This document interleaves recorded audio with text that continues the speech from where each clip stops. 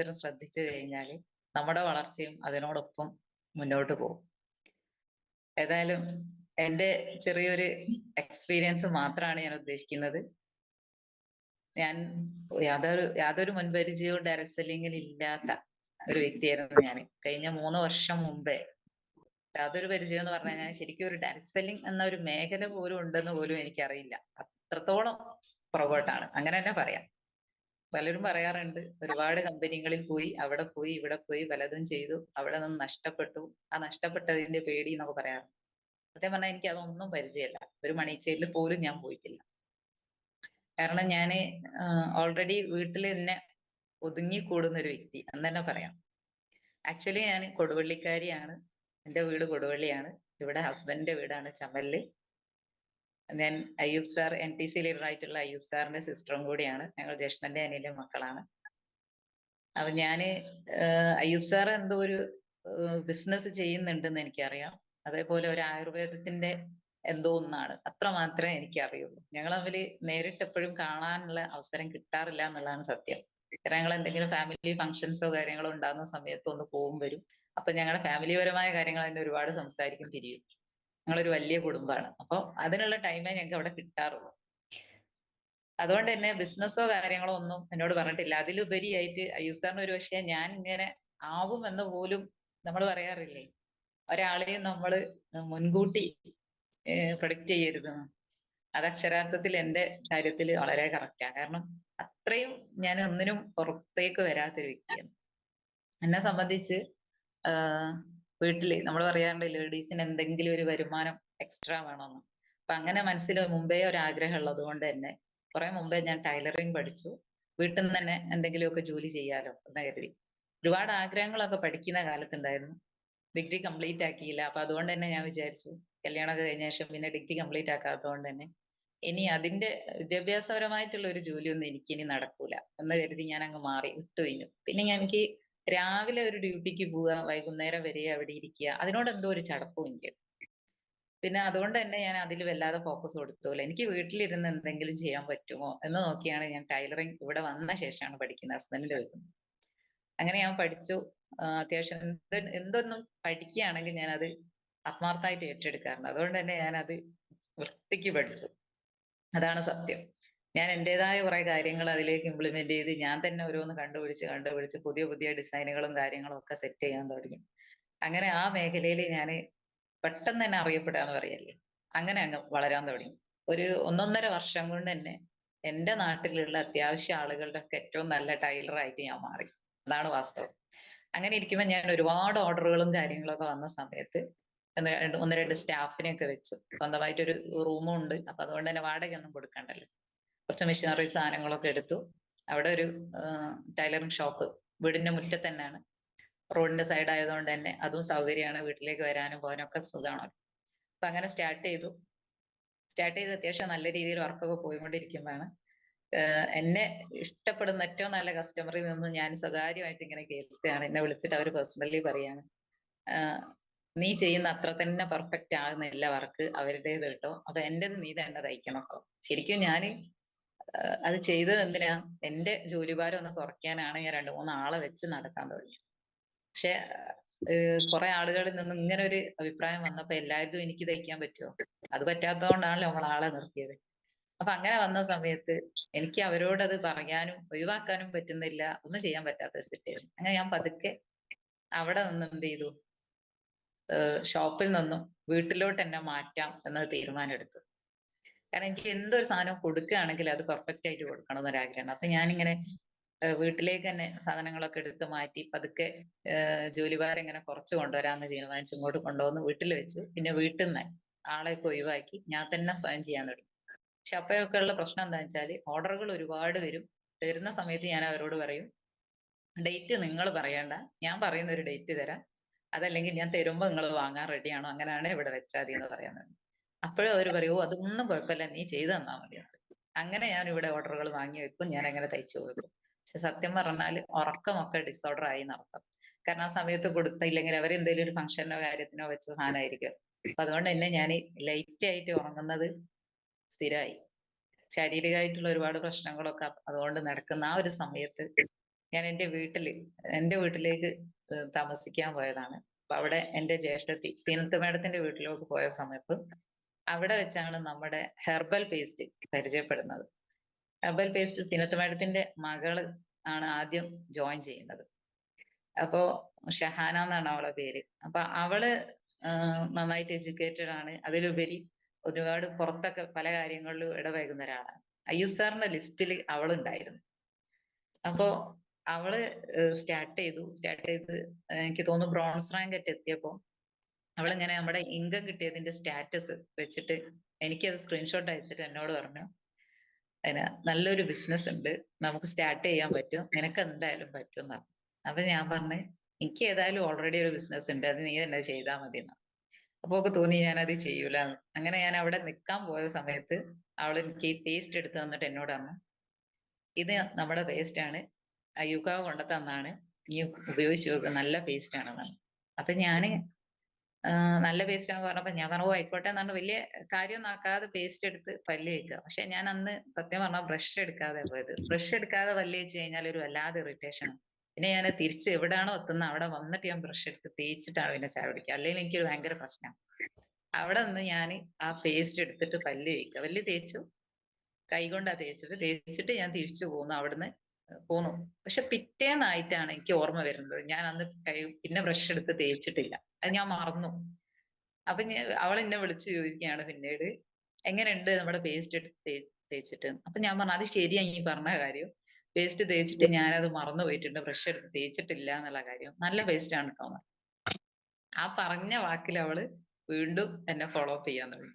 എന്നോട് പറഞ്ഞു, അങ്ങനെയാണെങ്കിൽ ഇതിൽ ഒരുപാട് ഉൽപ്പന്നങ്ങൾ വേറെയുണ്ട്, അപ്പൊ ഈ ഉൽപ്പന്നങ്ങളൊക്കെ ഒന്ന് ഉപയോഗിച്ച് നോക്ക്, എനിക്ക് നല്ലതാണെന്ന് തോന്നുകയാണെങ്കിൽ എനിക്ക് ഏറ്റെടുക്കാലോ. അപ്പൊ ഞാൻ ഏറ്റെടുക്കുന്ന കാര്യം തീരെ തീരുമാനിച്ചില്ല. കാരണം ഓൾറെഡി എനിക്ക് നല്ല വരുമാനം കൈ കിട്ടിക്കൊണ്ടിരിക്കുന്നുണ്ട്. ആ വരുമാനത്തിൽ തന്നെ ഞാൻ സാറ്റിസ്ഫൈഡ് ആണ്. അന്ന് വലിയ സ്വപ്നം ഒന്നും വന്നപ്പോ ഇങ്ങനെ എന്താ പറയാ, സ്വപ്നങ്ങളൊക്കെ ഇങ്ങനെ മൂടി വെച്ച അവസ്ഥയിലാണെന്ന് ഞാൻ പിന്നീടാണ് തിരിച്ചറിയുന്നത് സത്യം പറഞ്ഞാൽ. അപ്പൊ ഞാന് അത് അങ്ങനെ കേട്ടപ്പോ ഞാൻ ഒന്ന് ഉപയോഗിച്ച് നോക്കാം എന്ന് കരുതി. അപ്പൊ ഞാൻ അയ്യൂബ് സാറിനെ തന്നെ കോണ്ടാക്ട് ചെയ്യുന്നത്. അപ്പൊ അയ്യൂബ് സാറിനെ അങ്ങോട്ട് വിളിച്ചു, എന്നോട് പറഞ്ഞു, അങ്ങനെയാണെങ്കിൽ ഒരു കാര്യം ചെയ്യാം, നിന്റെ നാട്ടിൽ തന്നെ എൻ്റെ ഒരു ഡിസ്ട്രിബ്യൂട്ടർ ഉണ്ട്, റുക്യ മേഡം എന്നാണ് അവരുടെ പേര്. ഞാൻ വേറൊരാളെയും നമ്പർ തരാന്ന് പറഞ്ഞു. റജീന മേഡത്തിന്റെ നമ്പറും തന്നു. റജീന മേഡത്തിനെ വിളിച്ചാൽ മതി എന്തെങ്കിലും ആവശ്യം ഉണ്ടെങ്കിൽ. അതേപോലെ റുക്യ മേഡത്തിന്റെ വീട്ടിലുണ്ട് ഉൽപ്പന്നങ്ങൾ, നീ അവിടെ പോയിട്ട് എനിക്ക് ഇഷ്ടമുള്ള ഉൽപ്പന്നങ്ങൾ വാങ്ങാൻ. എനിക്ക് ഇവിടെ കൊണ്ടു തന്നൊന്നല്ല. കാരണം എനിക്ക് അന്ന് ഞാൻ വിചാരിച്ചത്, എന്തിനായിരിക്കും അയ്യൂബ് സാർ എന്നെ അങ്ങോട്ട് വിട്ടത്, ഇങ്ങോട്ട് കൊണ്ടു തന്നാ പോരായിരുന്നു, ഞാൻ ഇങ്ങനെ വിചാരിച്ചിട്ടുണ്ട്. പക്ഷെ പിന്നീടാണ് എനിക്ക് ആ കാര്യം. വോയിസ് എന്തോ പ്രശ്നമുണ്ടോ?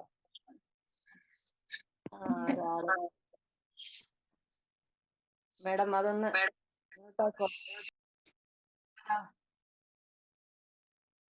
ഹലോ. Okay okay. അപ്പൊ ഞാൻ വിചാരിച്ചു, എന്തിനാ അയ്യൂബ് എല്ലാ കാര്യത്തിനും എനിക്ക് എന്നെ ഹെൽപ്പ് ചെയ്യുന്ന ഒരാൾ എന്തുകൊണ്ട് എന്നാണ് അവിടെ പോയി എടുത്തോളാം പറഞ്ഞത് എന്റെ ഉള്ളിൽ വെച്ചിട്ടുണ്ട്. അങ്ങനെ ഞാൻ അവിടെ ഒന്ന് കണ്ടോട്ടെ, ആ പ്രൊഡക്റ്റുകളെല്ലാം കണ്ടോട്ടെ എന്ന് കരുതിയില്ല. ഞാൻ അങ്ങനെ ഒരു ദിവസം മോനെയും കൂട്ടിയിട്ട് റുക്യ മേഡത്തിന്റെ വീട്ടിൽ പോയി. ഇവിടെ അടുത്ത് തന്നെ. അപ്പൊ ഞാൻ പോയിട്ട് അവിടെ പോയി നോക്കിയ സമയത്ത് ഞാൻ ഉൽപ്പന്നത്തെ കുറിച്ചൊന്നും കംപ്ലീറ്റ് കേട്ടിട്ടില്ല, ഒന്നും അറിയില്ല. ഒരു GTS പോലും ഒന്നും കേട്ടിട്ടില്ല. കാരണം കൊറോണ കഴിഞ്ഞ് GTS സ്റ്റാർട്ട് ചെയ്തിട്ടുണ്ട് കോഴിക്കോടാണ്. അവിടെ ഒന്നും പോയിട്ട് അറ്റൻഡ് ചെയ്യാനുള്ള ഒരു സമയമോ കാര്യമോ ഒന്നും എനിക്കില്ലാത്ത അങ്ങനത്തെ ഒരു സിറ്റുവേഷനിലാണ് ഞാൻ നിൽക്കുന്നത്. അതുകൊണ്ട് തന്നെ അങ്ങോട്ട് ഞാൻ എത്തിയിട്ടില്ല. ഇവിടെ താമരശ്ശേരി GTS ഒന്നും സ്റ്റാർട്ട് ചെയ്തിട്ടില്ല. അപ്പൊ അതുകൊണ്ട് തന്നെ ഞാൻ ഈ GTS കേട്ടിട്ടില്ല. അങ്ങനെ ഞാൻ ഇവിടെ നിന്ന് നേരെ അവിടെ പോയ സമയത്ത് ഉൽപ്പന്നങ്ങളൊക്കെ കണ്ടു. അപ്പൊ മക്കൾക്ക് കവചപ്രാശം എന്ന് പറഞ്ഞ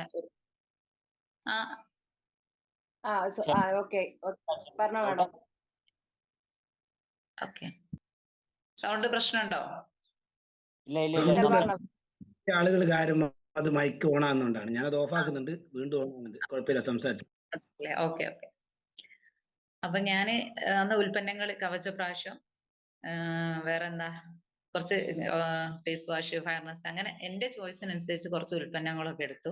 അങ്ങനെ ഞാൻ റുക്യ മേഡത്തിന്റെ തട്ടിലോട്ട് ഇങ്ങനെ നോക്കിയ സമയത്ത് ഒരുപാട് ഉൽപ്പന്നങ്ങൾ റുക്യ മേഡം വീട്ടിൽ വെച്ചിട്ട്. അപ്പൊ ഞാൻ റുക്യ മേഡത്തിനോട് ചോദിക്കുക, എത്രയും ഉൽപ്പന്നങ്ങൾ നിങ്ങൾ വീട്ടിൽ വെച്ചിട്ട് നിങ്ങൾ സെയിൽ ആവുന്നുണ്ടോ, അതെങ്ങനെ കൊടുക്കുന്നതെന്നൊക്കെ കാര്യങ്ങൾ ചോദിച്ചു. റുക്യ മേഡം എനിക്ക് കുറെ കാര്യങ്ങൾ പറഞ്ഞു തന്നു. അപ്പൊ എനിക്ക് മനസ്സിലായി ഇതിന്റെ റിസൾട്ടുകൾ കുറെ കാര്യങ്ങൾ പറഞ്ഞു തന്നു.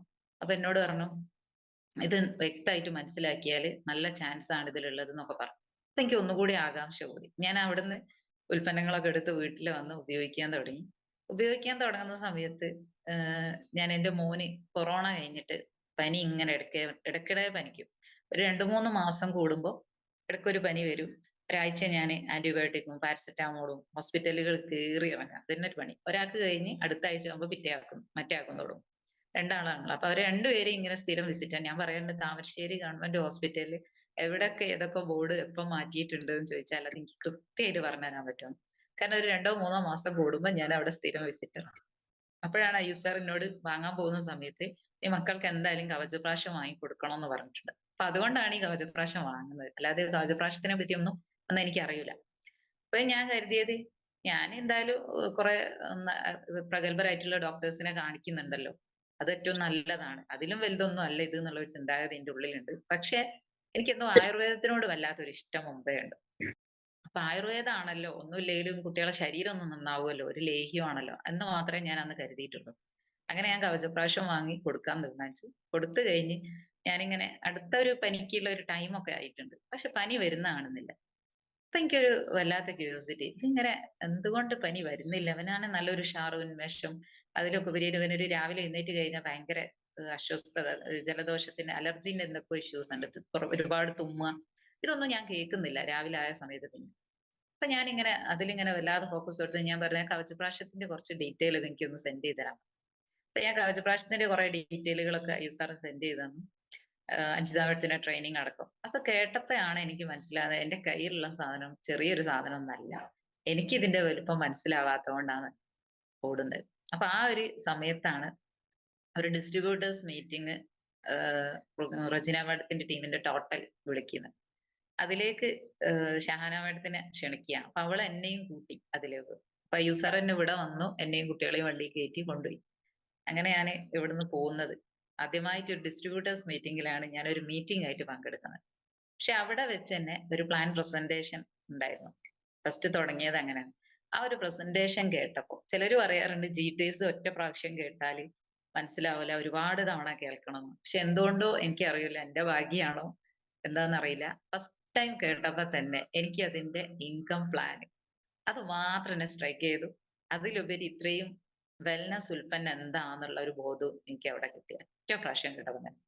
ആ ഇൻകം പ്ലാൻ എന്റെ മനസ്സ് കത്തിയപ്പം തന്നെ, ചിലര് നമ്മള് പ്രൊഡക്റ്റ് വാങ്ങാം, റീറ്റെയിൽ ചെയ്യാം, അല്ലെങ്കിൽ ആദ്യത്തെ ഒരു പ്രസന്റേഷൻ കേട്ട് കഴിഞ്ഞാൽ കുറച്ച് ഉൽപ്പന്നം ഒന്ന് വാങ്ങി ഉപയോഗിച്ച് നോക്കട്ടെ, അങ്ങനെയൊക്കെയുള്ള മൈൻഡിലാണ് വരല്. പക്ഷെ ഞാൻ ആ ഒറ്റ പ്രാവശ്യത്തെ പ്ലാൻ കേട്ടപ്പോ തന്നെ എനിക്ക് എവിടെ എന്നേക്കാൾ കഴിവുള്ള കുറച്ച് ആളുകളെ പോസ്റ്റ് ചെയ്യാൻ കിട്ടും, ആ ഒരു ചിന്താഗതി വെച്ചിട്ടാണ് ഞാൻ അവിടെ നിന്ന് ഇറങ്ങുന്നത്. അതേപോലെ ഞാൻ അന്ന് ആ പ്രോഗ്രാം പങ്കെടുക്കാൻ പോകുമ്പോൾ നമ്മുടെ ബിജു സാറിന്റെ സീലിംഗ് അടിച്ചിട്ടുള്ള ഫസ്റ്റത്തെ ഒരു ഡിസ്ട്രിബ്യൂട്ടേഴ്സ് മീറ്റിംഗ് ആയിരുന്നത്. അവിടെ ബിജു സാറിന് ആദരവും കാര്യങ്ങളൊക്കെ കൊടുക്കുന്ന കണ്ടത്. ഞാൻ അതിന്റെ കുറച്ച് 2-3 ആഴ്ച മുന്നാണ് വാട്സപ്പ് ഗ്രൂപ്പിലേക്ക് ആഡ് ആയത്. അപ്പൊ വാട്സപ്പ് ഗ്രൂപ്പിൽ ആഡ് ചെയ്തപ്പോൾ തന്നെ ബിജു സാറിന്റെ സീലിംഗ് അടിച്ച് അതിന്റെ ഒരുപാട് വിശ്വസും കാര്യങ്ങളൊക്കെ ഞാൻ ഇങ്ങനെ കണ്ടുകൊണ്ടിരിക്കുന്നത്. അപ്പൊ എന്റെ മനസ്സിൽ ബിജു സാറെ ഞാൻ കണ്ടിട്ടില്ല. ബിജു സാറെ പറ്റി ഞാൻ മനസ്സിൽ കാണുന്നത് ഒരു വലിയ മനുഷ്യന്, നമ്മളെയൊന്നും കണ്ടാലേ അറിയൂല, അങ്ങനത്തെ ഒരു എന്റെ മനസ്സിലൊരു കാഴ്ചപ്പാട് മറ്റൊരു രീതിയിലായിരുന്നു. അപ്പൊ ഞാൻ അവിടെ പോയി ആളെ കണ്ട സമയത്ത് എന്റെ മനസ്സിലെ കാഴ്ചപ്പാടുമായിട്ട് യാതൊരു ബന്ധവും ഇല്ലാത്ത ഒരാള്. കാരണം ഞാൻ വിചാരിച്ചത് ആള് നമ്മളെന്നെ കണ്ടാൽ മിണ്ടൂല എന്ന് വിചാരിച്ചു പോയപ്പോ ഒരു എന്താ പറയാ അത്രയും ഫ്രണ്ട്ലി ആയിട്ട് വല്ലാത്തൊരു അടുപ്പം. ഷാരി സാർ, ഇങ്ങനെ ഒരുപാട് ലീഡേഴ്സിനെ ഞാൻ അവിടെ വെച്ച് പരിചയപ്പെട്ടു. അപ്പൊ എനിക്ക് പണ്ട് മിസ് ചെയ്തു പോയ ആ കോളേജ് ലൈഫ് തിരിച്ചു കിട്ടിയ പോലത്തെ ഒരു ഫീല് അവിടെ നിന്ന് തന്നെ ഉണ്ടായത്. അപ്പൊ അവിടെ ഒരുപാട് ഗെയിംസും കാര്യങ്ങളും വല്ലാതെ മനസ്സങ്ങ് എൻജോയ് ചെയ്തു. കാരണം നമ്മളൊക്കെ പ്രത്യേകിച്ച് ലേഡീസ് ഒരു സമയം കഴിഞ്ഞ് വീടും കുട്ടികളും കാര്യങ്ങളും ഒക്കെ ആയി കഴിഞ്ഞാല് പിന്നെ നമ്മുടെ മനസ്സൊന്ന് ചുരുങ്ങും. നമുക്ക് തന്നെ സ്വന്തമായിട്ട് ആഗ്രഹങ്ങളില്ല, സ്വപ്നങ്ങളില്ല, എന്തോ ഇല്ലാഞ്ഞിട്ടല്ല, അതൊക്കെ അങ്ങ് ഒതുക്കി അങ്ങ് മാറ്റി. അങ്ങനത്തെ ഒരു വ്യക്തി തന്നെയായിരുന്നു ഞാൻ. പക്ഷെ ആ ഒരു പ്രോഗ്രാം പങ്കെടുത്ത ശേഷമാണ് നമ്മുടെ ലൈഫ് തന്നെ ചുരുങ്ങിപ്പോയ പോലെ, നമുക്ക് ഇനി ഒരുപാട് കാര്യങ്ങൾ ചെയ്യാനുണ്ടെന്നോ അങ്ങനെ തോന്നൂല, അങ്ങനത്തെ ഒരു അവസ്ഥയിലായിരുന്നു. പക്ഷെ അവിടെ നിന്ന് തിരിച്ചു പോരുമ്പോഴാണ് ഞാൻ മനസ്സിലാക്കുന്നത് എനിക്ക് ഒരുപാട് കാര്യങ്ങൾ ചെയ്യാനുണ്ട്. എന്റെ പ്രായം അതിലധികം ഒന്നും കഴിഞ്ഞു പോയിട്ടില്ല, ചെയ്യാനുള്ള അവസരവും ഇവിടെ കിടക്കുന്നുണ്ട്. അപ്പോ കുട്ടികളൊക്കെ 3-4 വയസ്സ്, എന്റെ ചെറിയ കുട്ടി 4 വയസ്സ് കഴിഞ്ഞിട്ടുണ്ട്. അപ്പൊ ഞാൻ വിചാരിച്ചു എനിക്ക് ഇനിയും ചെയ്യാൻ ഒരുപാട് കാര്യങ്ങളുണ്ട്. അങ്ങനെ മനസ്സിലാക്കി ഞാൻ തിരിച്ചു പോന്നു. പോരുന്ന സമയത്ത് തന്നെ ഞാൻ പറഞ്ഞു, എനിക്ക് എന്റെ വീട്ടിൽ തന്നെ 1-2 പേരെ ജോയിൻ ചെയ്യിക്കാനുണ്ട്. ഹസ്ബൻഡിന്റെ പെങ്ങളുടെ ഭർത്താവുണ്ട്. ആള് എക്സ് ഗൾഫാണ്. അപ്പൊ എനിക്ക് അവരെയൊക്കെ ഒന്ന് ഇതിലോട്ട് ജോയിൻ ചെയ്യിക്കണം. എന്നേക്കാൾ കഴിവുള്ള, അന്ന് ഞാൻ ഡ്രൈവിംഗ് ഒന്നും ചെയ്യൂല. അപ്പൊ ഞാൻ കണക്ക് കൂട്ടിയത് ഡ്രൈവിംഗ് ചെയ്യുന്ന, കാറൊക്കെ ഓടിക്കുന്ന ആളുകളെ എന്റെ ടീമിൽ കൊണ്ടുവന്നാൽ എനിക്ക് അത് ഈസിയാവും. ടെക്നിക്കലായിട്ട് എന്നേക്കാൾ കഴിവുള്ള ആളുകളെ എന്റെ ടീമിൽ കൊണ്ടുവരും. അതൊക്കെ എനിക്ക് ഒറ്റ പ്ലാനിങ്ങിൽ തന്നെ കാര്യങ്ങൾ ഓടി. അവിടെ നിന്ന് ഞാൻ തിരിച്ചു പോന്നു. കുറച്ച് ഉൽപ്പന്നങ്ങൾ പർച്ചേസ് ചെയ്തു. ഒരു ഹോം മീറ്റിംഗ് കൂടെ ചെയ്തു. ഉൽപ്പന്നങ്ങൾ പർച്ചേസ് ചെയ്തപ്പോൾ തന്നെ ഇവിടുന്ന് ഹസ്ബൻഡ് പറഞ്ഞു എന്നോട്, വെറുതെ ആ പണിക്കൊന്നും നിൽക്കണ്ട കേട്ടോ, പിന്നെ പോലീസ് പിടിക്കും കേട്ടോ എന്ന് പറഞ്ഞു എന്നോട്. ഞാൻ പറഞ്ഞേ, ഇത്രയും കൊല്ലങ്ങളായിട്ട് അയ്യൂക്കാനെ പോലീസ് പിടിച്ചിട്ടില്ല, ഇനി പിടിക്കുകയാണ് ഞങ്ങൾ രണ്ടാളോട് ചേക്ക് പോയി കിടന്നോളാന്നാണ്. അപ്പൊ എന്നോട് പറഞ്ഞു, ആയിക്കോട്ടെ എന്നാ പിന്നെ കുഴപ്പമില്ല എന്ന് പറഞ്ഞു. ആങ്ങളും പെങ്ങളും കൂടെ എന്താ വെച്ചാ ചെയ്തോളിന്ന്. അപ്പോഴേക്ക് ഞാൻ ഹോം മീറ്റിംഗ് സെറ്റ് ചെയ്തിട്ടുണ്ട്. ഹോം മീറ്റിംഗ് സെറ്റ് ചെയ്തപ്പോ ആളിവിടെ ഉണ്ട്. അങ്ങനെ ഇതിലെ പ്രൊഡക്റ്റിനെ പറ്റിയൊക്കെ ക്ലാസ് എടുത്തപ്പോഴാണ് ഒരുപാട് ആവശ്യങ്ങൾക്കുള്ള ഭക്ഷണമാണ് ഇതെന്നും, ഫുഡാണ് അല്ലാതെ മരുന്നല്ല എന്നുള്ള ബോധമൊക്കെ ആൾക്ക് മനസ്സിലായപ്പോൾ എന്നോട് പറഞ്ഞു, അത് കുഴപ്പമില്ലല്ലോ, അങ്ങനെയാണെങ്കിൽ എനിക്ക് കൊളസ്ട്രോൾ കുറയാൻ പറ്റിയ ഉൽപ്പന്നം ഉണ്ടെങ്കിൽ അതൊന്ന് വേണമെന്ന് പറഞ്ഞു. അങ്ങനെ വെൽഹാർട്ട് വാങ്ങിക്കൊടുത്തു. കൊടുത്ത സമയത്ത് 3 മാസം കഴിച്ചു. അതിന് റിസൾട്ട് കിട്ടി. കൊടുക്കുന്ന എന്തിനും റിസൾട്ട്. അപ്പോ വല്ലാതെ ഒരു അത്ഭുതം. തുടക്കത്തിൽ നമ്മൾ ഏതൊരാളെ സംബന്ധിച്ചും റിസൾട്ടുകൾ എന്ന് പറഞ്ഞു കഴിഞ്ഞാല് വല്ലാത്തൊരിതാണ്. അപ്പൊ ആ റിസൾട്ടാണ് നമ്മുടെ മുന്നോട്ട് നയിക്കുന്നത്. അതുകൊണ്ട് തന്നെ ഞാൻ കൊടുക്കുന്ന ഓരോന്നിനും റിസൾട്ട് കിട്ടുമ്പോൾ എന്റെ കോൺഫിഡൻസ് ഓരോന്ന് കൂടാൻ തുടങ്ങി. പിന്നെ എപ്പോഴും വാട്സപ്പിൽ വരുന്ന ഓരോ മെസ്സേജുകൾക്കും റിപ്ലൈ കൊടുക്കാനും, അതേപോലെ എന്റെ ഡൗട്ടുകൾ എന്ത് വന്നാലും ഞാൻ അപ്പൊ തന്നെ അയ്യൂബ് സാറിന് വോയിസ് മെസ്സേജ് അയക്കും. നമ്മളെ ലീഡേഴ്സിന് എപ്പോഴും വിളിച്ചു കഴിഞ്ഞാൽ ചിലപ്പോൾ അവര് പറഞ്ഞു തരും ആൻസർ. പക്ഷെ നമുക്ക് പിന്നെ ഒന്നും കൂടി അത് റിപ്പീറ്റ് ചെയ്ത് കേൾക്കണം തോന്നി കഴിഞ്ഞാൽ നടന്നോളണം. അപ്പൊ അതുകൊണ്ട് തന്നെ ഞാൻ വോയിസ് ആണ് അധികം ഇടാറ്. അപ്പൊ വോയിസ് ഇടും, അയ്യൂബ് സാർ ഫ്രീ ആകുമ്പോൾ എനിക്ക് അതിന് മറുപടി തരും. ഞാനത് റിപ്പീറ്റ് ചെയ്ത് കേൾക്കുകയും ഒക്കെ ചെയ്യും. പക്ഷെ ഞാൻ ഒരാൾക്ക് പോലും ആ വോയിസ് ഫോർവേഡ് ചെയ്യൂല. അത് നിങ്ങൾ തുടങ്ങുന്ന ആരെങ്കിലും കേൾക്കുന്നുണ്ടെങ്കിൽ അവരും കൂടി അത് ചെയ്താൽ ഏറ്റവും ബെസ്റ്റ് ആവും. കാരണം എന്താ വെച്ചാല്, നമ്മൾ എന്താണോ ലീഡേഴ്സിൽ നിന്നും ചോദിക്കേണ്ടത്, നമ്മുടെ ഡൗട്ടുകൾ മുകളിലോട്ട് ചോദിക്കുക. ചോദിച്ച് അത് ക്ലിയർ ആക്കിയ ശേഷം നമ്മൾ ആർക്കാണോ പറഞ്ഞു കൊടുക്കേണ്ടത് ആ വ്യക്തിക്ക് നമ്മുടെ വോയിസ് തന്നെ അത് തിരിച്ചു പറഞ്ഞു കൊടുക്കുക. അത് പറഞ്ഞു കൊടുക്കുന്ന സമയത്ത് ഓട്ടോമാറ്റിക് ആയിട്ട് നമ്മുടെ ഉള്ളിൽ ആ പ്രൊഡക്റ്റിനെ പറ്റിയോ അല്ലെ ആ ഒരു അസുഖത്തെ പറ്റിയോ ഒക്കെ ഡീറ്റെയിൽ ആയിട്ട് നമ്മുടെ ആയത്തിൽ അത് മനസ്സിലാക്കും. നേരെ അവിടെ നിന്ന് എടുത്ത് ആ വോയിസ് എടുത്തിട്ട് അങ്ങനെ തന്നെ അങ്ങ് ഫോർവേഡ് ചെയ്ത് കൊടുത്താൽ നമ്മൾക്ക് പഠിക്കാനുള്ള ഒരു അവസരം അവിടെ നഷ്ടപ്പെടും. അങ്ങനെ ചെയ്തു പോകുന്നത് കൊണ്ട് തന്നെ എന്താണെന്നറിയില്ല, പെട്ടെന്ന് ടീമൊക്കെ അങ്ങ് ഡെവലപ്പായി. ടീം ഡെവലപ്പ് ആവുന്ന ആ കോൺഫിഡൻസ് ലെവല് അതുണ്ടെങ്കിൽ എവിടെയും നമുക്ക് എത്താം. നമ്മുടെ വലിയ അറിവോ കഴിവോ ഒന്നുമല്ല ഈ മേഖലയിൽ പഠിക്കാൻ വേണ്ടത്. ഞാൻ ഒരുപാട് ട്രെയിനിങ്ങോ മീറ്റിങ്ങോ കാര്യങ്ങളൊക്കെ വരുന്ന സമയത്ത് ഒന്നുപോലും മുടക്കാതെ അത് അറ്റൻഡ് ചെയ്യും. ഓരോ ട്രെയിനിങ്ങിനും മീറ്റിങ്ങിനും പോകുന്ന സമയത്ത് 4-5 ആളെ ലെഫ്റ്റിന്നും റൈറ്റിന്നും അറ്റൻഡ് ചെയ്യുകയും ചെയ്യിച്ചു എന്നുള്ളത് കൊണ്ട് മാത്രമാണ് ഈ വളർച്ച. അതല്ലാതെ എന്റെ കൈകൊണ്ട് വളർന്ന ഒരാളല്ല. ഇവിടെ എന്നെ കേൾക്കുന്ന ആരെങ്കിലും ഇത് ഇവർക്ക് പറ്റും എനിക്ക് പറ്റൂല എന്ന് ചിന്തിക്കുന്ന ആരെങ്കിലും ഉണ്ടെങ്കിൽ ഒരിക്കലും ഇത് നമ്മുടെ കഴിവല്ല. നമ്മള് മുകളിലുള്ള ഓരോ പ്രോഗ്രാം ലീഡേഴ്സ് തരുന്ന പ്രോഗ്രാമുകളെ മാക്സിമം ഉപയോഗപ്പെടുത്തുക. ആ പ്രോഗ്രാമിന് പോകുന്ന സമയത്ത് നമ്മുടെ ടീമിൽ നിന്നും ലെഫ്റ്റിന്നും റൈറ്റിന്നും 2 പേരുണ്ടെങ്കിലും ഏറ്റവും ചുരുങ്ങിയുണ്ട് എന്ന് ഉറപ്പിക്കുക. ഇത് ചെയ്താൽ മതി.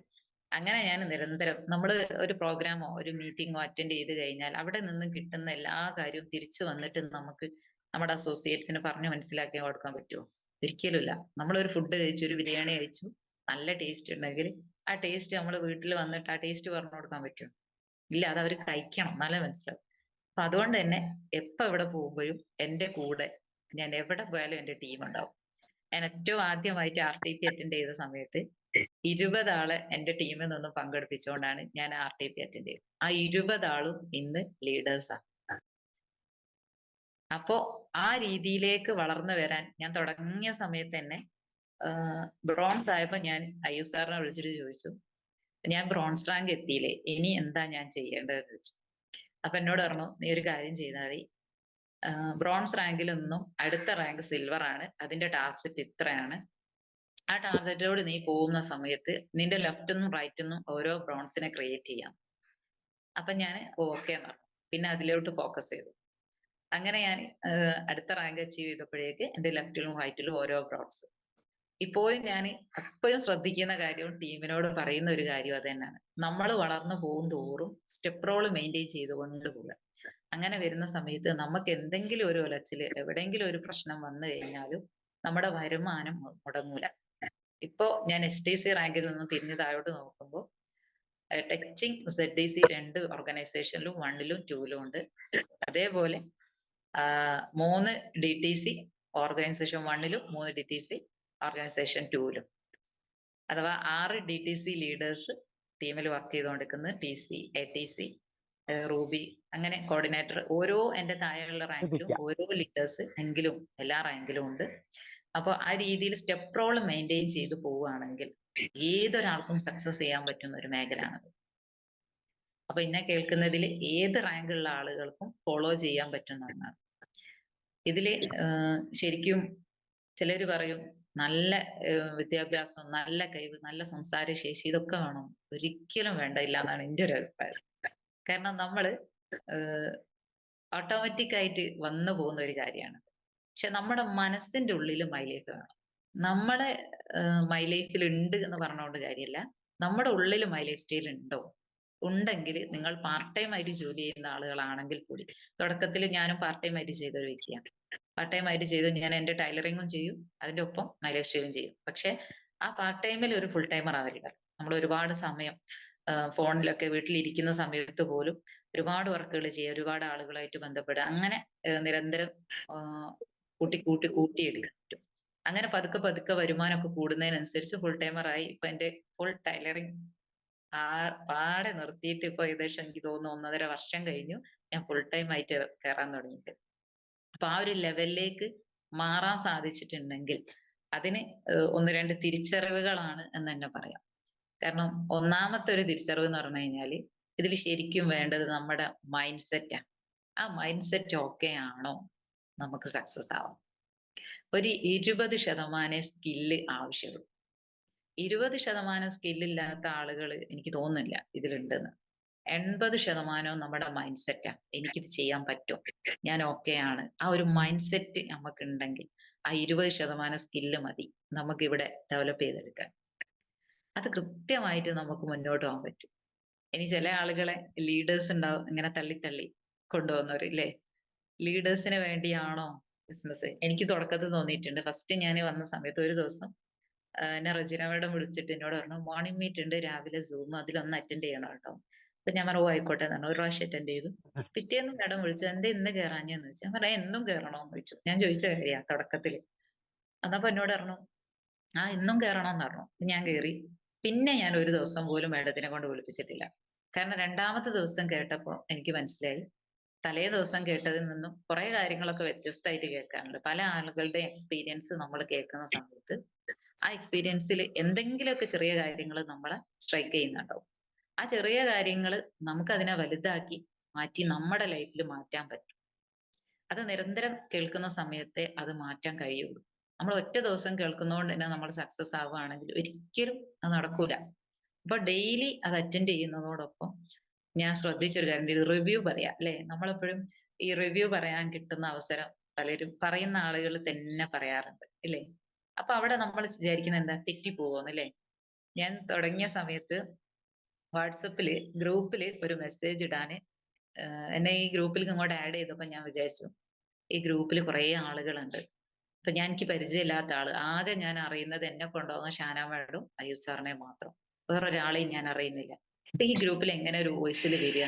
അപ്പൊ ഞാൻ ആ വോയിസിൽ വരാൻ പേടിച്ചിട്ട് ഞാൻ പേഴ്സണലി മെസ്സേജ് അയ്യൂബ് സാറിന് സെൻഡ് ചെയ്യും.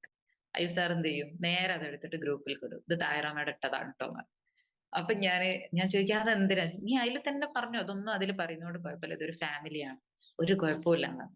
അങ്ങനെ ഞാൻ 1-2 പ്രാവശ്യം മീറ്റിങ്ങുകൾ പ്രോഗ്രാം ഒക്കെ അറ്റൻഡ് ചെയ്ത് എല്ലാവരെയും കണ്ടപ്പോൾ ചെറുതായിട്ട് പരിചയമൊക്കെ ആയി. പതുക്കെ പതുക്കെ വോയിസിൽ വരാൻ തുടങ്ങി. ആ വോയിസിൽ വരാൻ തുടങ്ങിയപ്പോഴും റിവ്യൂ പറയാൻ തുടങ്ങിയപ്പോൾ മുതലാണ് താഹിറ STC എന്ന് പറഞ്ഞ ആളിന്റെ വളർച്ച. അപ്പൊ നിങ്ങൾ മനസ്സിലാക്കുക, നിങ്ങളോട് ലീഡേഴ്സ് റിവ്യൂ പറയാൻ പറയുകയോ അതല്ലെങ്കിൽ ഒന്ന് സംസാരിക്കാൻ പറയുകയോ ഒന്ന് MC കൈകാര്യം ചെയ്യാൻ പറയുകയൊക്കെ ചെയ്യുന്നുണ്ടെങ്കിൽ ഇന്ന് അവിടെ നിൽക്കട്ടെ, ഇപ്പൊ അവിടെ നിൽക്കട്ടെ എന്ന് പറയുകയാണെങ്കിൽ നിങ്ങളുടെ വരുമാനവും നിങ്ങളുടെ പ്രോഗ്രസ്സും നിങ്ങളുടെ വളർച്ചയും ഇപ്പൊ അവിടെ നിൽക്കട്ടെ എന്നാണ് നിങ്ങൾ പറയുന്നത്. അതല്ല, നിങ്ങൾക്ക് എന്തെങ്കിലും മാറ്റങ്ങൾ കൊണ്ടുവരണം, ലൈഫിൽ ഇതുവരെ ചെയ്യാത്ത ഒരു മേഖല തിരഞ്ഞെടുത്ത് മുന്നോട്ട് പോകുമ്പോൾ എന്തെങ്കിലും ചേഞ്ചസ് നിങ്ങൾ ആഗ്രഹിക്കുന്നുണ്ട്, നിങ്ങളുടെ വരുമാനം, നിങ്ങളുടെ ടീം, ഇതൊക്കെ ലൈവ് ആക്കാൻ ആഗ്രഹിക്കുന്നുണ്ടെങ്കിൽ ആദ്യം തുടക്കം കുറിക്കേണ്ടത് നിങ്ങളുടെ ഈ വോയിസ് പറയുന്ന വോയിസിലും റിവ്യൂസിലും മാക്സിമം വീഡിയോയിൽ വരികയും അങ്ങനെ പറഞ്ഞ് നിങ്ങൾ ഉപയോഗപ്പെടുത്താൻ ശ്രമിക്കുക. അപ്പോൾ അങ്ങനെ ശ്രമിക്കുന്ന സമയത്ത് ഓട്ടോമാറ്റിക് ആയിട്ട് നമ്മുടെ ഉള്ളിൽ ഒരു കോൺഫിഡൻസ് ലെവൽ വരും. നമ്മൾ ഒരാളോട് സംസാരിക്കുമ്പോൾ, ഞാൻ തുടക്കത്തിൽ ഒരാളടുത്ത് ബിസിനസ് പറയുക സംസാരിക്കുകയൊക്കെ ചെയ്യുമ്പോൾ അവരോട് സംസാരിക്കുമ്പോൾ പറയുന്ന കാര്യങ്ങളല്ല പിന്നീട് പിന്നീട് മുന്നോട്ട് പോകും തോറും സംസാരത്തിന്റെ രീതിയും രൂപവും ഒക്കെ മാറാൻ തുടങ്ങി. അപ്പൊ ഇന്ന് എത്ര ഒരാളെ എടുത്ത് സംസാരിക്കാൻ പറഞ്ഞ ഒരു വോയിസിൽ വിടാൻ സംസാരിക്കാൻ പേടിച്ച ഞാൻ ഇന്ന് നൂറുകണക്കിന് ആളുകളുടെ മുന്നിൽ എംസിയും പ്രസന്റേഷനും കാര്യങ്ങളും വർക്ക്ഷോപ്പും ഒക്കെ ചെയ്യുന്നുണ്ടെങ്കിൽ അതിന്റെ തുടക്കം എന്ന് പറയുന്നത് ഈ റിവ്യൂസ് ആണ്. അപ്പൊ അത് മനസ്സിലാക്കുക. ഡെയിലി പറയുന്ന ആളുകൾ ഉണ്ടെങ്കിൽ അവര് വളരും. ഡെയിലി പറയാൻ ശ്രമിക്കുക, കിട്ടുന്ന അവസരം ഉപയോഗപ്പെടുത്തുക. ഞാൻ ചെയ്ത ഒറ്റ കാര്യം അതാണ്. ഞാൻ മുമ്പേ വിചാരിക്കലുണ്ടായിരുന്നു, ഞാൻ പഠിക്കുന്ന സമയത്ത് എന്തൊക്കെയോ സ്വപ്നങ്ങൾ കണ്ടു, പക്ഷെ ആ സ്വപ്നങ്ങളൊക്കെ അങ്ങ് മറഞ്ഞു പോയ. ഇപ്പൊ ഞാൻ വിചാരിക്കുന്നത് ഞാൻ റൈറ്റ് ആയിട്ട് അന്ന് കണ്ട സ്വപ്നം ഇപ്പയാണ് ഞാൻ ലൈഫിൽ കൊണ്ടുവരുന്നത്. കാരണം അന്ന് മായ്ച്ചു വെച്ച കുറെ സ്വപ്നം ഉണ്ടാവില്ല, നമ്മള് നടക്കൂല, എന്നെ കൂടെ അത് സാധിക്കൂല എന്ന് കരുതി മാറ്റി വെച്ച ഒരു സ്വപ്നമായിരുന്നു എന്റെ ഡ്രൈവിംഗ്, വണ്ടി എടുക്കുക എന്നുള്ളത്, 2 വീലർ. കാരണം എന്റെ ഉള്ളിൽ അതൊരു പേടിയാണ്, എന്നും ഒരു പേടിയായിട്ട് ഉള്ളിൽ നിറഞ്ഞിരിക്കുന്ന ഒരു കാര്യമായിരുന്നു. അപ്പൊ ഞാൻ ഇങ്ങനെ ചിന്തിക്കും, ഈ വണ്ടി എടുക്കുന്നതിനെ സംബന്ധിക്കുന്ന, എനിക്ക് വണ്ടി ഓടിച്ചാൽ എന്ത് സംഭവിക്കും, വീഴോ, ഇതന്നെ ഒരു ചിന്ത. നേരത്തെ അനിൽ സാറ് ആരോടൊന്ന് പറയുന്നത് ഞാൻ കേട്ടു, നടക്കോ എന്ന് വിചാരിച്ച് നിൽക്കരുത് എന്ന്. അത് ഞാൻ ചിന്തിച്ചു. കാരണം എന്താ വെച്ചാൽ ഞാൻ ഈ വണ്ടി എടുക്കാനുള്ള എന്റെ ആദ്യത്തെ പേടി, വണ്ടി ഓടിക്കുക എന്ന് വിചാരിക്കുമ്പോൾ തന്നെ ഞാൻ മനസ്സിൽ ചിന്തിക്കുക ആക്സിഡന്റ്, നെഗറ്റീവ് മാത്രം ചിന്തിക്കുക എന്ന് പറയല്ലേ. അപ്പൊ അത് ആക്സിഡന്റ് ആയാലോ, എന്ത് സംഭവിക്കും, ആ ചിന്ത തന്നെ. ആ ചിന്തയിലുപരി ഇത് ആക്സിഡന്റ് ആയില്ലെങ്കിലോ എന്നൊന്ന് ചിന്തിച്ചാൽ പോരെ, മാറി ചിന്തിച്ചാൽ പോരെ. അപ്പൊ ആ ഒരു ധൈര്യം എനിക്ക് കിട്ടിയത് മൈ ലൈഫ് സ്റ്റൈലിനാണ്. സത്യം പറഞ്ഞാല് ഈ വണ്ടി എടുക്കാൻ കാരണക്കാരായിട്ടുള്ള, അത് ഞാൻ എന്റെ ഗോള് പറയുന്ന സമയത്ത് നിങ്ങളോട് പറയാം. ഏതായാലും നിങ്ങളുടെ ലീഡേഴ്സ് നിങ്ങളെ എത്രത്തോളം പുഷ് ചെയ്യുന്നുണ്ടോ അത്രത്തോളം പുഷ് ചെയ്തിട്ടും കാര്യമില്ല. നിങ്ങൾ ഒരു പടി ഒന്ന് ഉയരണം എന്ന് ആഗ്രഹിക്കുന്നു. നമുക്കൊരാളെ മരത്തിൽ കയറ്റാൻ പറ്റും അല്ലെ, എത്രത്തോളം കയറ്റാൻ പറ്റും? കൈ ലീഡ് എത്രയാണോ താഴെ നിൽക്കുന്ന ആൾക്ക് പൊക്കി തരാൻ പറ്റുന്ന അത്രത്തോളം പൊക്കി തരാൻ പറ്റും. അതിനെ മുകളിലോട്ട് നമ്മൾ പിടിച്ചു കയറിക്കണം. അപ്പൊ ആ രീതിയിൽ ലീഡേഴ്സ് എന്തൊക്കെ നമുക്ക് തരുന്നുണ്ടോ, ഓരോ സമയത്തും ലീഡേഴ്സ് നമുക്ക് ചെറിയ ചെറിയ കോണ്ടസ്റ്റുകൾ കാര്യങ്ങളൊക്കെ തരും. അത് നമ്മുടെ വളർച്ചയ്ക്ക് വേണ്ടി ലീഡേഴ്സ് ഇട്ട് തരുന്ന ഓരോ ചെറിയ ചെറിയ സ്റ്റെപ്പുകളാണ്. ഇപ്പൊ പ്രത്യേകിച്ചും ബെൽനി സാറ് നമ്മുടെ മുന്നിൽ വെച്ചിട്ടുള്ള TC ട്രെയിനിങ് പ്രോഗ്രാം, അടുത്ത ഏപ്രിൽ 20-ാം തീയതി നടക്കാൻ പോകുന്ന TC പ്രോഗ്രാമിലേക്ക് നിങ്ങളുടെ മനസ്സുകൊണ്ട് ഒരുങ്ങിയിട്ടുണ്ടോ? ഞാൻ ചോദിക്കട്ടെ. മനസ്സുകൊണ്ട് ആ ഒരു പ്രോഗ്രാമിന് സ്ക്രീൻ ഷെയറിങ് വരണം. ഓക്കെ, മനസ്സുകൊണ്ട് ആ ഒരു പ്രോഗ്രാമിന് വേണ്ടിയിട്ട് നമ്മൾ ഒരുങ്ങിയോ? ഞാൻ STC എന്ന എന്റെ റാങ്ക് 2.5 വർഷം കൊണ്ട് നടന്നൊരു കാര്യമാണ്. യാതൊരു മുൻപരിചയവും ഈ മേഖലയില്ലാത്ത എനിക്ക് വളരാൻ പറ്റിയിട്ടുണ്ടെങ്കിൽ അത് ബെൽനി സാറ് മുമ്പ് വെച്ചിട്ടുള്ള bronze creation, silver creation, 1000 TC, 1000 TC celebration എന്നൊരു പ്രോഗ്രാം മുമ്പ് വെച്ചിട്ടുണ്ടായിരുന്നു. ഇതിൽ ഒരുപാട് ആളുകൾക്ക് അതിന് ഞാൻ അന്നും കണ്ടിട്ടുള്ള ആളുകളാണ്. പുതിയ ആളുകൾ ഉണ്ടെങ്കിൽ അവരോടാണ് ഞാൻ പറയുന്നത്, അന്ന് ബെൽനി സാറ് വെച്ച ആ ഒരു പ്രോഗ്രാമിൽ ഞാൻ വെറും TC റാങ്കിൽ വർക്ക് ചെയ്യുന്നതാണ്. അവിടെ നിന്നും ആ ഒരു പ്രോഗ്രാം 1000 TC എന്ന് പറഞ്ഞ സെലിബ്രേഷൻ ആകുമ്പോഴേക്ക് താഹിർ എന്ന ആളെ റാങ്ക് STC എന്ന റാങ്കിലേക്ക് എത്തിയിട്ടുണ്ടെങ്കിൽ അത് ആ പ്രോഗ്രാമിനെ ഉപയോഗപ്പെടുത്തി എന്നുള്ളതുകൊണ്ടാണ്. കാരണം അന്ന് ബ്രോൺസിനെ ക്രിയേറ്റ് ചെയ്യാൻ പറഞ്ഞ സമയത്ത് ഞാൻ ബ്രോൺസിനെ ക്രിയേറ്റ് ചെയ്യാനുള്ള പണിയെടുത്തു, പിന്നീട് സിൽവറിനെ ക്രിയേറ്റ് ചെയ്യാനുള്ള പണിയെടുത്തു. അങ്ങനെ ഓരോ റാങ്കിലും മാക്സിമം ടീം മെമ്പേഴ്സിനെ കൂട്ടാൻ ശ്രമിച്ചു പോയപ്പോൾ ഞാൻ പോലും അറിയാതെ എന്റെ DTC റാങ്ക് ഒന്നും ഞാൻ അറിഞ്ഞിട്ടില്ല. എന്റെ സ്റ്റാർ ലോയാലിറ്റി ഒക്കെ അടിക്കുന്നത് ZDC എന്ന് പറഞ്ഞ റാങ്ക് എന്നാണ്. കാരണം അത്രയും ഫാസ്റ്റ് ആയിട്ട് ഞാൻ 6 മാസം ഒന്നും DTCയിൽ നിന്നിട്ടില്ല. എനിക്ക് തോന്നുന്നു 3.5 മാസം മാത്രമേ ഞാൻ DTC എന്ന് പറഞ്ഞ റാങ്കിൽ നിന്നിട്ടുള്ളൂ. ആദ്യത്തെ നമ്മൾ ഫസ്റ്റ് തുടങ്ങി 2.5 ലക്ഷം മാച്ച് ചെയ്യാൻ ഇച്ചിരി സമയം എടുത്തിട്ടുണ്ട് TC റാങ്ക് എത്താൻ. TC റാങ്ക് നിന്നും പിന്നെ അങ്ങോട്ട് 25 ലക്ഷം കവർ ചെയ്യാൻ അത്രയും സമയം വേണ്ടി വന്നിട്ടില്ല എന്നുള്ളതാണ് യാഥാർത്ഥ്യം. 1 വർഷം എടുത്തിട്ടാണ് ഞാൻ TC ആയിട്ടുള്ളതെങ്കിൽ 1 വർഷം കൊണ്ട് STC എന്ന് പറഞ്ഞ റാങ്കിലോട്ട് എത്തി.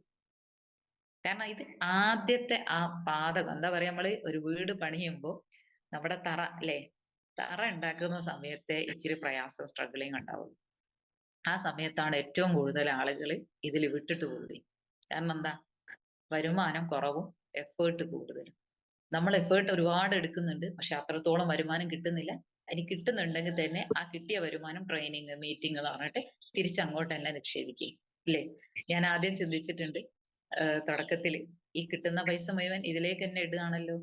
പക്ഷെ ഒരു ബിസിനസ്സുകാരന്റെ വളർച്ച എന്ന് പറയുന്നത് എത്ര കിട്ടുന്നുണ്ടോ അത് തിരിച്ച് റീ ഇൻവെസ്റ്റ് ചെയ്യാൻ കഴിയുന്നുണ്ടോ? പ്രോഗ്രാമുകൾക്ക്, ട്രെയിനിങ്ങുകൾക്ക്, മീറ്റിങ്ങുകൾക്ക് എത്ര നിങ്ങൾ ഇൻവെസ്റ്റ് ചെയ്യുന്നുണ്ടോ അതാണ് നമ്മുടെ അസറ്റ് ആയിട്ട് മാറുന്നത്. അപ്പൊ മാക്സിമം ഞാൻ എവിടെ RTP ഉണ്ടെങ്കിലും, എവിടെ FSS ഉണ്ടെങ്കിലും, എന്തൊക്കെ വൺ ഡേ ട്രെയിനിങ് ആയിക്കോട്ടെ, ഇതൊക്കെ ടീമിനെ കൊണ്ട് പങ്കെടുപ്പിച്ചതിന്റെ ഒരു റിസൾട്ട് ആണെന്ന് പറയാം STCR ബാങ്ക്. അതേപോലെ ഇനി വരുന്ന TC സെലിബ്രേഷൻ, ഈ TC എന്ന് പറഞ്ഞ പ്രോഗ്രാമിലേക്ക് ഈ എന്നെ ശ്രമിക്കുന്നതിൽ ആരെങ്കിലും TC ആവാനിരിക്കുന്ന ആളുകൾ ഉണ്ടെങ്കിൽ, ടച്ചിങ് TCയോ ഇനി അതല്ല ഇന്ന് വന്ന ഡിസ്ട്രിബ്യൂട്ടർക്ക് പോലും അടുത്ത 20-ാം തീയതി ആകുമ്പോഴേക്ക് TC എന്ന് പറഞ്ഞ റാങ്കിൽ ഒന്ന് അങ്ങ് കയറി നിന്നാൽ മതി, ഓട്ടോമാറ്റിക് ആയിട്ട് അടുത്ത 10 മാസം കഴിയുമ്പോഴേക്കും STC എന്ന് പറഞ്ഞ റാങ്കിലേക്ക് എത്താൻ പറ്റും. അപ്പൊ നിങ്ങൾ ചിന്തിക്കേണ്ട കാര്യം, ആ ഒരു റാങ്ക് മേലോട്ട് കയറും തോറും എന്താ അവിടെ സംഭവിക്കുന്നത്? നമ്മുടെ വരുമാനല്ലേ. ചിലപ്പോ നമ്മുടെ ലീഡേഴ്സ് ചോദിക്കും, ഇപ്പൊ മേഡം നിൽക്കുന്ന റാങ്ക് ഏതാണ്, അടുത്ത റാങ്കിലോട്ട് പോകണ്ടേന്ന് ചോദിച്ചു കഴിഞ്ഞാൽ അതങ്ങനെ പതുക്കെ ആയാൽ മതി എന്നാണ് നിങ്ങൾ പറയുന്നതെങ്കിൽ ഇപ്പൊ വരുമാനം ഒന്നും വേണ്ട എന്നാണ് ആ പറയുന്നത്. ഒന്ന് ഫാസ്റ്റ് ആയിട്ട് റാങ്ക് മാറണം കേട്ടോ എന്ന് ലീഡേഴ്സ് പറയുമ്പോൾ നമ്മൾ മനസ്സിലാക്കുക, അവിടെ നമ്മുടെ റാങ്ക് ഫാസ്റ്റ് ആയിട്ട് മാറാൻ പറയുന്ന എന്താ? നമ്മുടെ വരുമാനവും ഫാസ്റ്റ് ആക്കാനാണ്. എപ്പോഴും പണം ആവശ്യമുള്ളവരെല്ലാരും ഈ ബിസിനസ്സിലേക്ക് വരുന്ന സമയത്ത് ഒരുപാട് സ്വപ്നങ്ങളും പ്രതീക്ഷകളും വരുമാനം കിട്ടിയിട്ട് അത് ചെയ്യണം ഇത് ചെയ്യണം എന്നൊക്കെ വിചാരിച്ച് വന്നവരായിരിക്കും. പക്ഷെ സ്റ്റാർട്ട് ചെയ്തപ്പോൾ എന്തുകൊണ്ടോ ടീം ആവുന്നില്ല, അല്ലെ ഞാൻ പറയും പോലെ ടീം കേൾക്കുന്നില്ല, അല്ലെ എനിക്ക് അതേപോലെ ചെയ്യാൻ പറ്റുന്നില്ല എന്നൊക്കെ കരുതി മാറി നിൽക്കുന്നുണ്ടെങ്കിൽ നമ്മൾ അവിടെ നിൽക്കുകയും അത് കൃത്യമായിട്ട് നമ്മളൊന്ന് പഠിക്കാൻ തയ്യാറായി ക്ഷമയോടെ നിന്നിട്ട് നമ്മൾ നിരന്തരം അറ്റൻഡ് ചെയ്യുന്ന സമയത്ത് ഓട്ടോമാറ്റിക് ആയിട്ട് നമ്മുടെ കൂടെ ടീം അങ്ങ് വരും. ടീം എന്ന് പറയുന്ന സാധനം ഒരിക്കലും ഉണ്ടാവുന്നതല്ല, നമ്മൾ ഉണ്ടാക്കുന്നതാണ്. അതേപോലെ ഇൻകം, എല്ലാ ബുധനാഴ്ചയും ഇൻകം തരാൻ കമ്പനി റെഡിയാണ് അല്ലേ? നമ്മൾ റെഡിയാണോ അത് വാങ്ങിയെടുക്കാൻ? നമ്മൾ അനിൽ സാറൊക്കെ 2/10 വാങ്ങിക്കൊണ്ടിരിക്കുന്നുണ്ട് അല്ലേ? നമ്മൾ അത് വാങ്ങാൻ റെഡി ആയിട്ടുണ്ട്. ശരിക്കും നമുക്കൊരു ആഴ്ച ക്ലോസ് ചെയ്യുന്ന സമയത്ത് ഒരു 10,000 രൂപ നമുക്ക് ഇൻകം കിട്ടിയിട്ടുണ്ടെങ്കിൽ ബാക്കി 2 ലക്ഷം നമുക്ക് നഷ്ടമാണ്. അത് നമ്മൾ കണക്ക് കൂട്ടുന്നുണ്ടോ? നഷ്ടപ്പെട്ടതോർത്ത് ആലോചിക്കുന്നില്ല അല്ലെ? നമുക്ക് കിട്ടിയത് അത് വലുതെന്ന് കരുതി നിൽക്കും. എല്ലാ ആഴ്ചയിലും മുടങ്ങാതെ ഒരു ഇൻകം ഉണ്ടാവാൻ വേണ്ടിയിട്ട് ശ്രമിച്ചാൽ മതി. ചെറുതെങ്കിലും. ഒരു സ്റ്റാർ ലീഡർ ആണെങ്കിൽ ഏറ്റവും ചുരുങ്ങിയത് ഒരു 5,000 പോട്ടെ, ഒരു 1,000 രൂപയെങ്കിലും ഒരാഴ്ച വരുമാനം ഉണ്ടാക്കാൻ വേണ്ടിയിട്ട് ഒരു എഫേർട്ട് എടുക്കുക. നമുക്കൊരു വീക്ക് സൈഡിൽ 1-2 ഒരു ഭാഗത്ത് പവർ ഉണ്ടെങ്കിൽ നമ്മളെ വീക്ക് സൈഡിൽ 1-2 വ്യക്തികളാണ് ഉള്ളതെങ്കിൽ ജസ്റ്റ് ഡെയിലി അവരെ ഒന്ന് വിളിച്ച് കോണ്ടാക്ട് ചെയ്ത് അവരുമായിട്ട് കാര്യങ്ങൾ സംസാരിച്ച് നമ്മുടെ ടീമുമായിട്ട് എപ്പോഴും നല്ല ഒരു ബന്ധം കാത്തു സൂക്ഷിക്കാൻ നമ്മൾ നോക്കണം. ശരിക്കും ബിസിനസ് മാത്രമല്ല, അവരുടെ പ്രശ്നങ്ങളും പ്രയാസങ്ങളും ഒക്കെ പറയാനും നമ്മളോട് ഷെയർ ചെയ്യാനും നമുക്ക് അങ്ങോട്ട് പറയാനുള്ള ഏറ്റവും നല്ല ഒരു ബന്ധം ടീമിന്റെ ഇടയിൽ ഉണ്ടായാൽ തന്നെ നമ്മുടെ ടീം വളരും. ഒരുപാട് കഴിവോ അറിവോ അല്ലെങ്കിൽ നമുക്ക് അവരെ പഠിപ്പിക്കാനുള്ള കഴിവോ അതൊന്നും അല്ല വേണ്ടത്. അവരോടൊപ്പം നമ്മൾ ഉണ്ട് എന്നൊരു തോന്നൽ നമ്മുടെ ടീമിന് ഉണ്ടായി കിട്ടിയാൽ മതി. ഇനി ചിലർക്ക് തോന്നും ആരാണ് ലീഡർ അല്ലെ? STC ആവണോ, RTC ആവണോ, DTC ആവണോ? വേണ്ട. നമ്മൾ ബ്രോൺസ് ആണ് അല്ലെങ്കിൽ നമ്മൾ സിൽവർ ആണ്. നമ്മുടെ കൂടെ 1-2 വ്യക്തികൾ വന്നിട്ടുണ്ടോ അപ്പൊ നമ്മൾ ലീഡറാ. ആ വന്ന 2 വ്യക്തികളുടെ ലീഡർ നമ്മളാണ്. അവർക്ക് വേണ്ട കാര്യങ്ങൾ പറഞ്ഞു കൊടുക്കേണ്ടതും പഠിപ്പിച്ചു കൊടുക്കേണ്ടതും നമ്മളാണ്. നമ്മൾ മുകളിൽ നിന്ന് ചോദിക്കുക, പഠിക്കുക, നമ്മൾ താഴേക്ക് കൊടുക്കുക. ഇത് കൃത്യമായിട്ട് പോയി കഴിഞ്ഞാൽ ഇത്രയും നല്ല ഒരു ബിസിനസ് ലൈഫിൽ ഇല്ല എന്ന് പറയാം. അവിടെ നമ്മൾ വളരണം എന്നുണ്ടെങ്കിൽ നമ്മളെ റാങ്കുകളെ ഫോക്കസ് ചെയ്ത് പോയാൽ മതി. നിലവിൽ ഇപ്പൊ നിൽക്കുന്ന റാങ്ക് ഏതാണോ തൊട്ടടുത്ത റാങ്ക് ഫോക്കസ് ചെയ്യാം. എപ്പോഴും അതാ ചെയ്യേണ്ടത്. ഞാൻ STC ആയ അന്ന് മുതൽ ഞാൻ എന്റെ ചെക്ക് മൈ ഗോൾ നോക്കുന്നുണ്ട്. എനിക്കറിയാം STC നിന്ന് RTCയിലേക്കുള്ള ഒരു ചാട്ടം എന്ന് പറഞ്ഞാൽ ഇനി 75 ലക്ഷം എത്തണം.